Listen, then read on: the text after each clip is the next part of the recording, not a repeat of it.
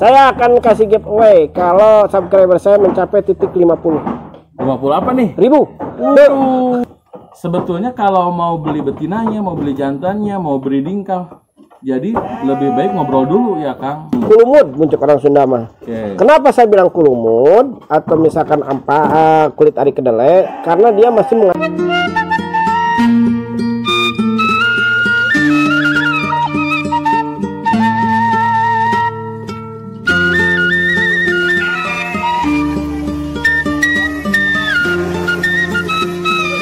breeding nih. Masih breeding. Ini part ketiganya nih. Part ketiga ini karena di dunia breeding ini kita akan salah satu ngambil contoh ya. Contoh salah satu jantan ya. Jantan yang mungkin ini lebih ke universal ya. Jadi ke segala arah masuk. Mau koleksi masuk, ya kan? Kontes masuk, pedaging, breeding masuk ya. Petting juga masuk nih. Petting masuk karena ini masih agak kurus ya. Jadi petting itu kan masih bisa digemukkan ya. Petting itu kan pengemukan. Nah, Dunungan. Jadi kan ini nyambung nih sebenarnya ke yang awal. Kenapa beternak itu harus mencari yang kita suka dulu? Nah, mungkin dari segi warna ya. Selera. Lebih ke selera. Jadi enak dipandang karena merupakan kalau yang namanya hobi berarti udah identik dengan hiburan ya. Betul. Jadi menurut Dunungan kumaha kudu kumaha? Kalau saya pribadi yang pertama memang yang menenangkan hati. Yang enak dipandang. Kenapa yang enak dipandang? Jadi ini mana Kang bapaknya? Iya, oh bener Asep. Itu satu. Tadi Kang ada poin nasab. Poin genetiknya. Poin genetik. Domba yang genetik bagus mah udah otomatis lah ganteng. Pasti ya bagus. Yang kedua mencari si pejantan ini. Jadi kan anggaplah rata-rata di angka 7-8 juta Kang. Jadi kalau kita punyanya yang bagus, lalu kita pakai selama 2 tahun lah, bertugas membuahi, bertugas menjadi pemijah. Gimana kita akan ganti pemijah itu? Kalau dombanya memang ganteng, bagus, good looking, ya saya rasa masih bisa dijual di angka segitu. Bisa lebih. Alhamdulillah bisa lebih. Bonus. Ini mah pahit-pahitnya. Masih bisa dijual dengan harga yang sama dengan dia sudah bertugas selama 2 tahun. Sudah memberikan keuntungan, pembuahan. Itu yang kedua. Yang ketiga kalau saya nyarinya ya selain memang saya secara pribadi Kang Asep sukanya yang sapi teman-teman semuanya karena menurut saya eksotis lah. Yang keduanya cari yang tidak mau diam seperti ini. Bener. Nugegedor wae. Jangan nyari yang gitu tak. Yang seperti ini kenapa? Jago kawin. Bener. Jago kawin. Jangan baru 1 ronde sudah ngaleleh. Lulus. Sedangkan tugasnya ada 20 ekor betina yang harus dia jadikan selir.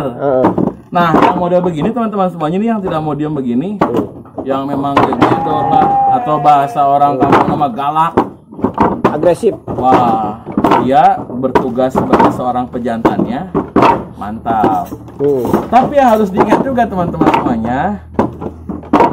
Nih kita tanya ke Kang Asep nih, agar stamina ini si nafsu mah geus gede, cuma tenaga kurang.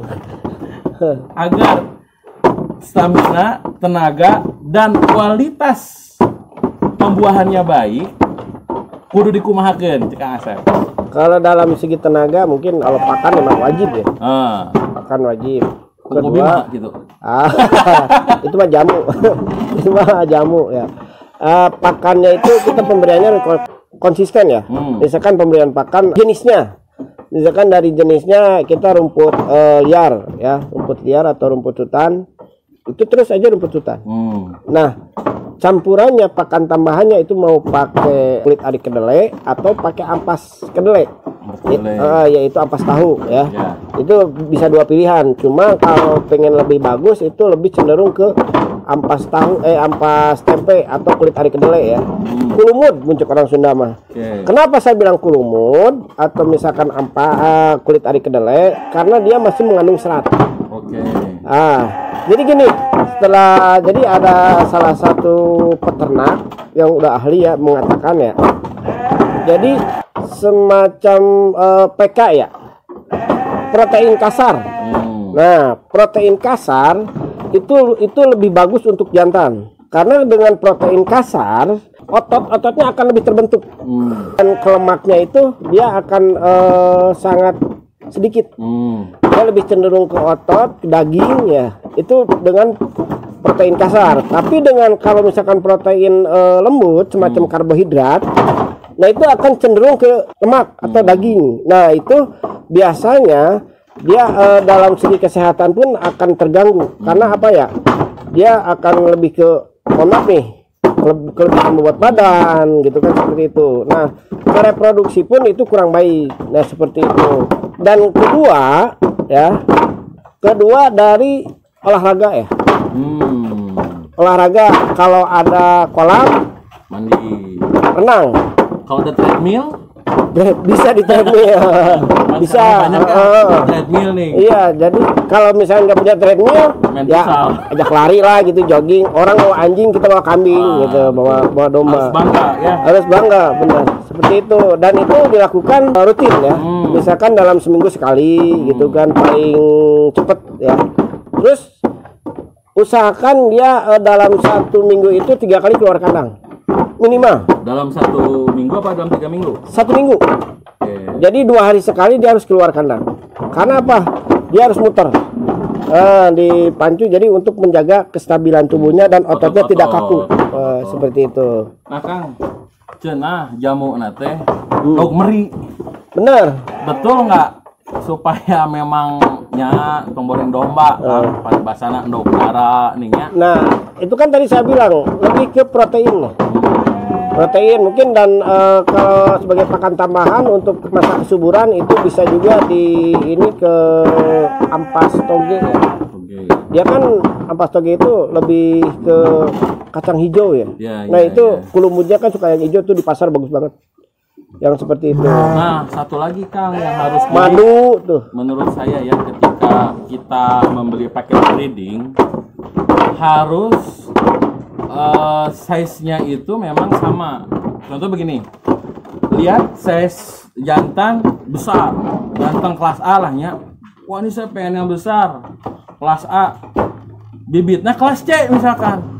Tapi dalam proses kawinnya teh ngarumpuyuk. Da berating. Jadi kalau jantannya kelas A ya memang betinanya bagusnya juga kelas A. Intinya mungkin harus seimbang ya. Harus seimbang. Kalau tapi yang saya rasa lebih umum itu ngambil di kelas B ya. Idealis. C masih bisa lah ya. Idealis, ke A bisa, ke C bisa, ke ini bisa. Tapi bisa ke B. Kalau punya pejantan kelas A jangan berkecil hati sebenarnya. Hanya memang kitanya harus benar-benar intensif dan rajin. Itu bisa sebenarnya dikawinkan sama grade C, tapi grade C-nya yang muda. Jadi meskipun dia kecil tapi dia masih kuat, gitu loh. Itu bisa ke grade C gitu. Jadi kan betina itu sambil dia reproduksi sambil tumbuh berkembang. Itu. Jadi ada kemungkinan betinanya grade C itu di dedara itu lahiran pertama bisa naik ke B. Gitu. Sedang sebenarnya di betina itu nggak ada patokan A, B atau C, nggak ada. Dari kecil, sedang, besar. Gitu. Tapi karena bobot si kelas A berat, menurutnya si pas mau naik teh ngarep peloleh nih. Bari jeung geus kolot di bibitna teh. Pengalaman gitu. Jadi kagigir deui utahna teh tidak masuk. Karunya. Nah, ini salah satu pejantan rekomendasi nih. Boleh. Ya. Dari tanduknya. Oke, badannya oke, dan ini proporsional lah. Proporsional. Yang jigana nafsuna gedenya. Gede. Benar. Nafsuna gede. Jadi nggak sembarangan nyari jantan juga. Nah tadi teman-teman, sebetulnya kalau mau beli betinanya, mau beli jantannya, mau breeding Kang, jadi lebih baik ngobrol dulu ya Kang. Iyalah. Maksudnya kan setidaknya kita harus punya pondasi dan harus punya pandangan dulu kan. Biar diarahkan dulu nih mau yang mana Jadi kalau udah punya pandangan ketika kita melihat lubang, setidaknya meskipun kita terperosok tidak akan terlalu dalam lah. Sekarang kita lihat betinanya, Kang. Yuk. Nah ini contoh betina-betina yang bisa dibilang untuk tahap pemula ya. Tahap pemula. Nah tadi yang dikatakan tadi, kalau punya pejantan grade A, ini tidak kurang baik nih dikawinin sama domba semacam ini, karena ini udah ada umur dan memang fisiknya kurang bagus. Tapi kalau grade C-nya seperti ini dari dedara ini bisa nih. Bobok ya nih. Oh, jadi dia masih segar. Ini. Nah ini masih ada potensi untuk tumbuh, ya, untuk tumbuh. Ya, kenapa saya bilang ini untuk pemula? Karena ini masih satu dari harga masih hemat, ya, untuk meminimalisir kerugian karena minimnya pengalaman. Nah itu. Nah kedua, dari segi dombanya sendiri ini masih pada muda. Masih panjang ya. Ini 90% masih pada muda. Cuma ini aja nih yang udah 2 kali apa 3 kali beranak? 2 kali. 2 kali beranak ya. Sebenarnya masih muda karena kondisi seperti ini, tapi kalau udah gemuk dia akan kelihatan muda lagi. Jadi kita nih lagi bengkel, nah kalau yang itu. Oke. Lagi bengkel kalau yang itu. Oke. Ini. Nah, kalau ini naik kualitasnya sedikit. Sangat ideal sama jantan yang tadi. Seimbang, kelas B ya. Ini ada 5 ekor ya. 5 ekor berarti kan kalau sama itu berarti sekitar di 25 jutaan. Oh, sama yang tadi. Oke. Tuh. Itu salah satu nih, kebetulan ada yang birahi tuh. Nah, kalau birahi seperti itu. Yang curut itu ekornya centang. Dari segi alat reproduksinya atau alat kelaminnya tuh bengkak, basah. Nah itu ntar kita kawinin ya. Nah ini ada 5 ekor. Nah kalau ini untuk high class, ini yang dibilang kelas A ya. Yang dibilang kelas A atau kualitas besar. Tuh. Nah ini segede gini masih di darah nih. Yang putih masih di darah. Tuh masih di darah ya. Itu hamil kan? Belum, itu masih di darah, tapi udah dikawinin ya, udah dikawinin. Nah itu pun masih di darah tuh. Yang indukan cuma 3 ya, 1, 2, 3 indukan. Sisanya di darah kelas A berarti ya? Di darah kelas A. Makanya kenapa Kang kalau di darah harga berapa? Saya bilang tergantung. Dari yang siap produksi itu dari 2 juta, dari 2 jutaan sampai 375 ya. Kok mahal amat bedara? Nah, lihat posisi dulu. Nah, yang harus diperhatikan juga Kak Asep ya teman-teman semuanya. Kenapa tadi di awal saya menceritakan bahwa kita harus beli ke pedagang atau petani yang memang amanah lah, berkualitas. Kenapa begitu? Karena si domba betina ini kadang orang awam belum ngerti plek berapa. Belum. Gitu. Biasanya udah akhir dipoles lagi, lalu dibilang masih muda gitu. Nah ini banyak kejadian juga seperti itu, makanya saya sendiri sangat jangan terlalu tergiur ya. Di situ harga murah. Misalkan cuman 1.600.000, 1.400.000, ternyata pas direproduksikan anaknya kurang bagus, terus sebetinanya kurang produktif gitu. Itu teh banyak sekali lah ya oknum-oknum yang seperti itu, memanfaatkan kondisi suasana. Makanya kenapa harus di pedagang yang memang amanah lah. Satu pengalamannya ada ya. Gitu. Dan kalau ngeliat langsung sendiri begini mah kan bisa nanya ya Kang, plek teh apa, plek 2 tuh apa, plek 3 tuh apa, sehingga bisa benar-benar dijamin bahwa ini tuh sudah usianya sesuai lah gitu ya, sesuai gitu usianya. Saya tambahkan ya tipsnya satu nih. Bagaimana cara memilih bibit yang baik dari segi ciri-ciri fisik. Satu, dari segi bokong dulu ya. Segi bokong lebar. Nih, bokong lebar. Kenapa harus lebar? Jadi ketika dia masa lahiran tidak ada bayi terjepit. Ya. Proses melahirkannya mudah. Proses melahirkannya mudah. Kedua, kuda-kuda belakang. Kaki belakang ya lurus tuh. Ini semua lurus. Ini sortiran ya semua. Ini hasil pilihan semua tuh. Ini cenderung lurus semua ya. Tuh. Tidak ngengkong gitu. Tidak ngengkong. Tidak X gitu ya. Tidak X. Ketiga ngabeteng buyung seperti ini nih. Tuh. Ngabeteng buyung. Perutnya. Biasa itu cenderung lebih ke mudah hamil ya. Nah, kita dari segi kepala ya, segi bibir. Nah, kalau menurut bahasa orang Sunda mah jeruk sapotong cenanya. Nah, eta dari segi mata harus mata ngancing. Ngancing tuh ada kok salit gitu takos masih. Nah, kalau tanduk kan keharusan nggak domba Garut itu harus yang bertanduk kita nyarinya betinanya? Tidak mesti. Saya pribadi pun pakai yang tidak bertanduk ya. Tidak mesti ya teman-teman. Tidak mesti. Kalaupun mau yang pakai yang bertanduk, tolong cari si yang di bulunya itu deket tanduknya itu, di pangkat tanduknya itu yang renggang ya. Ini ya sela-selanya jauh gitu. Jauh. Seperti ini nih. Jadi si bulu itu terpisah. Oh, ini pun sama karena hitam jadi nggak kelihatan ya. Nah, itu lihat. Itu dari pangkat tanduknya itu bulunya itu tidak tengeriung karena tanduk. Mekar. Bisa. Itu yang saya alami. Ya, seperti itu. Dan sama Kang ya, harus olahraga juga ya, dia jalan-jalan ya. Jalan-jalan tetap. Harus dikeluarkan lah, jangan di kandang terus. Seperti itu. Dan mungkin itu salah satu ciri-ciri yang domba yang betina yang mungkin menurut saya pribadi ya, sesuai pengalaman itu akan mengeluarkan anak-anak yang bagus ya. Cuma kalau misalkan udah kualitas seperti ini, jangan tanya murah. Ya. Ya, kalau ingin berkualitas jangan tanya murah. Tapi kalau misalkan mau murah jangan tanya kualitas.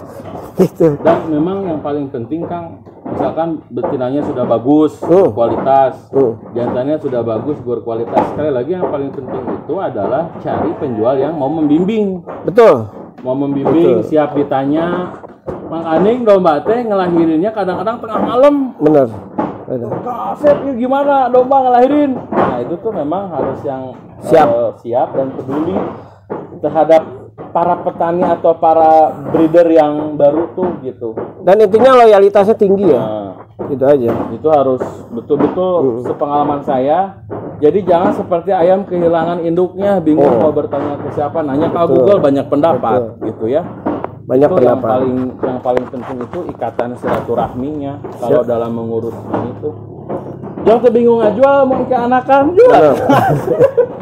Ya benar. Terus intinya ketika kita memulai usaha dalam satu bidang, banyakin silaturahmi di bidang itu. Misalkan kita beternak domba ya banyakin silaturahmi ke tukang domba. Jaringan. Tapi ke peternak ya banyakin. Cuma dari kita kalau misalnya kita silaturahmi ke kandang A, B atau C, kita harus punya satu pegangan. Ini yang mau dipegang kandang A, B atau C. Jadi jangan semuanya diikutin. Liar. Jangan tengah gosip gitu ya. Lamun cek pas saya tanam tong tajasus tuh. Kemudian baringnya itir aja. Jangan saling menjatuhkan. Jangan saling menjatuhkan, harus saling membangun. Makanya ketika ada pendatang baru, jangan dianggap kompetitor. Anggaplah partner. Ya. Itu. Ya mungkin itu salah satu tips dari saya. Kalau pengen lebih banyak tahu ya datang. Saya rasa harus lihat langsung kan. Bener. Karena lihat langsung. Realistis ya. Sangat realistis, bisa logik ya. Kenapa yang ini harganya tinggi, kenapa yang ini standar. Yang standar juga bukan berarti tidak bagus teman-teman semuanya. Tapi kan tadi ada yang memang besar. Ini kan darah tadi ya, tapi darah. Sudah Masya Allah. Ada 40 gitu. Kiloan. 45 kiloan lah darah. Kualitasnya memang. Ya. Tapi ada juga yang kayak gini, yang penting masih mau ternak aja. Yang penting dia masih beranak aja. Dan ujiannya banyak soalnya. Ini ada misalkan netizen pengen beli tapi pengen dipijahkan di sana. Bisa, tapi harus nunggu dulu masa birahi. Oke. Nah, kalau misalkan udah dibeli terus dititip di sini nunggu dikawinin, ya itu mohon maaf itu kena biaya. Kalau pengen dia perawatannya riskan nggak sih di jalan? Sebenarnya gini sih ya. Kalau untuk riskan atau tidak, ya itu tergantung dari janinnya sendiri. Nah, sementara saya di sini belum punya alat USG. Jadi saya belum bisa menjamin di sini ini domanya hamil atau tidak. Cuma kalau dari prediksi, udah. Cuma kan prediksi itu bisa berbalik kadang. Ya. Makanya saya bilang di sini lebih ke ikhtiarnya. Yang penting udah dikawinkan. Tapi untuk ke jadinya atau memastikan penjaminan saya tidak bisa. Karena apa? Kalau sudah hamilnya besar kan, udah kelihatan besar di mobil, aman gak sih diantrinnya? Aman. Aman ya? Aman. Karena memang mobil kita satu didesain memang untuk ternak. Kedua dari segi bawaannya juga kita udah terbiasa ya. Dan memang kita harus kecuali ya orang itu mau bawa sendiri ya itu di luar jalur. Kecuali orokan di jalan di Papangku kurang ya. Oh iya, dulu saya pernah ngirim ke daerah Jawa Tengah. Itu di mobil ekspedisi lahiran. Padahal itu akadnya kosong tetap. Ya, itu bonus lagi kepada tauhid yang kuat. Akidah dewae. Cuman ya kalau saya pribadi teman-teman semuanya yang paling harus dipegang kuat itu adalah bagaimana kita membeli kambing di peternak ataupun di farm, satu yang amanah, jujur dan mau membimbing. Karena jangan sampai kambingnya sudah ada di rumah, jantannya sudah ada di rumah, betinanya sudah ada di rumah, kita bingung. Ada banyak mana itu? Domba perlu harus dikasih apa, jangan dikasih mix agrip gitu ya.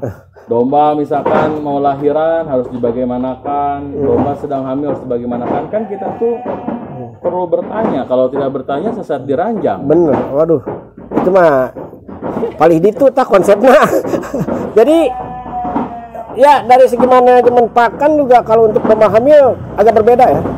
Harus ada buah-buahan katanya Kang ya. Satu begitu, kedua dari porsi nambah.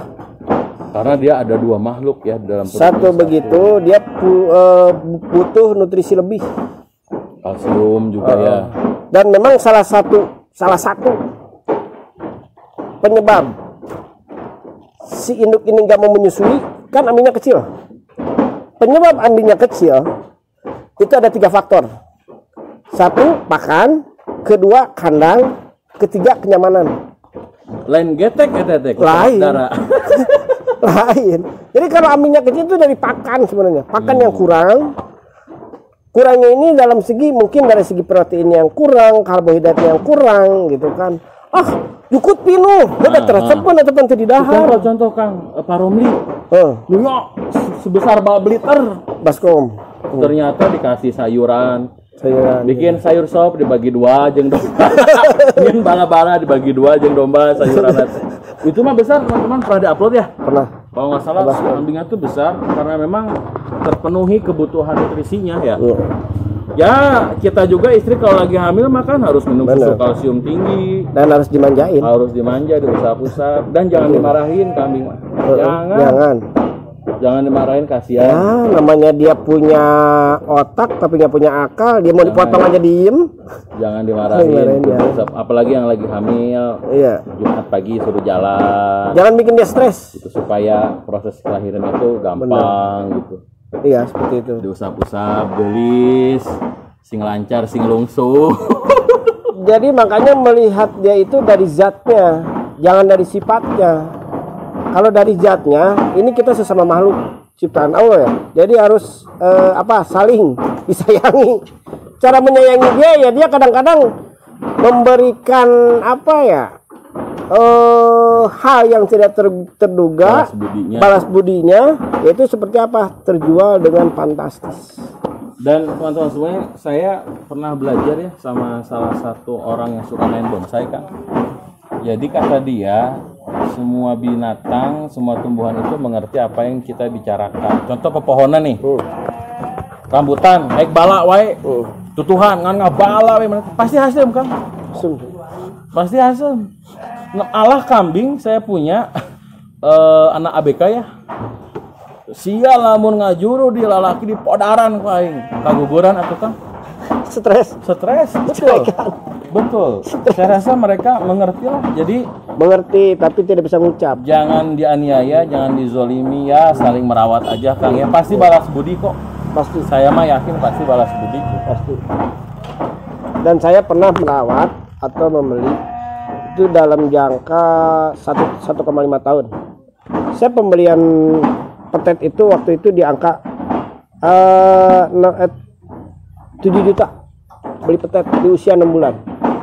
Saya rawat 1,5 tahun itu laku di angka 20 juta. Di angka 20 juta. 3 kali lipat ya, 3 kali lipat. Dan itu apakah saya ngasih harga? Tidak. Konsumennya sendiri. Itulah yang dinamakan tadi dia dengan cara balas budi seperti itu. Berkahnya. Berkah. Amin. Oke, mungkin untuk breeding untuk sementara cukup ya, sekian. Minggu depan mungkin fattening Kang ya. Fattening bisa. Ini pun mudah-mudahan video ini juga pasti gak akan habis seminggu. Enggak akan habis seminggu. Cukup lah kalau seminggu, mudah-mudahan kita cukupin aja. Minggu depannya insya Allah kita akan bahas fattening. Intinya minta doanya kita sehat ya, panjang umur ya kan, tong hilap mun ngadoakeun teh jeung rezekina beh melimpah gitu.